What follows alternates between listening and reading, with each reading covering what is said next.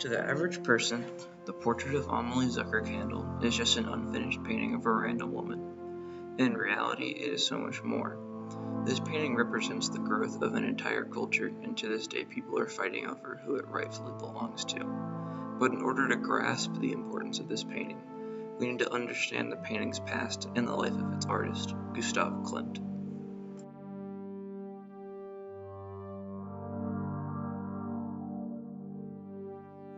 Gustav Klimt was born in 1862 in the town of Baumgarten, Germany. Klimt's father began teaching him in art at an early age. In 1876, he began studying at the Vienna School of Arts and Crafts. His talents were quickly recognized by his teachers and peers. Because of this, he was recommended greatly throughout Vienna. He left the School of Arts and Crafts in 1883. Upon leaving, Klimt began to rise in popularity. By 1888, Klimt was being commissioned by the Vienna City Council to do art around the city. One of these works would include the painting of the auditorium of the Old Burg Theater, which he received a Golden Order of Merit from Franz Joseph I.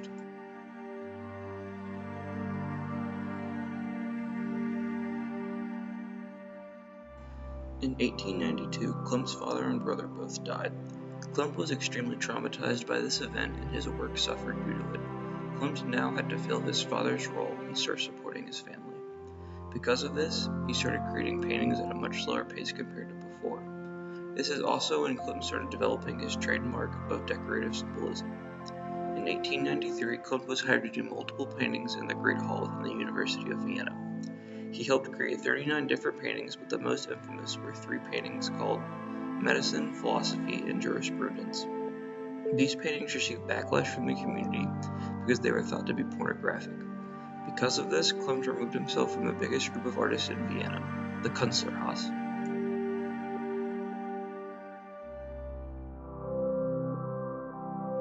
Following these events, Klimt went on to create the Vienna Secession, or the Union of Austrian Artists, in 1897. He did this because he believed there was a monopoly on art within Vienna. The Vienna Secession would go on to play a major role in bringing modern art to Austria. He was a leader of this group until 1908. During this time, Klimt created some of his most popular works such as Adele Bloch-Bauer and Judith. Klimt would then settle down and spend most of his time in his studio or his country home. He started exploring different types of painting such as landscapes. Then, on January 11, 1918, Klimt suffered a stroke, and on February 6 of that same year, he died of influenza.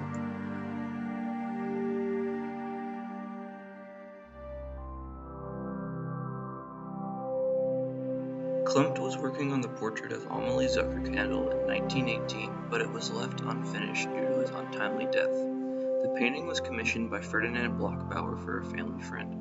The painting stayed in Bloch-Bauer's possession until 1938. During that year, Bloch-Bauer was forced to leave Austria due to the oncoming Anschluss. Nazi inventory forms show that in 1939, Bloch-Bauer's residence was liquidated by the Nazi lawyer Dr. Erich Führer.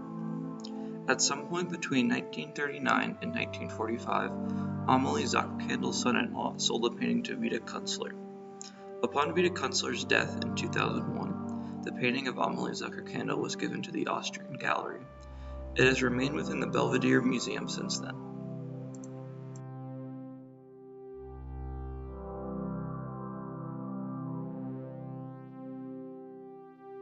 In 2006, Marie Altmann and Randall Schonberg won a court case against Austria. Austria gave 5 Klimts that originally belonged to Ferdinand Bloch-Bauer back to Marie Altmann. The portrait of Amalie Zuckerkandl was not one of these paintings. But why? Why does the Austrian government covet this painting so much?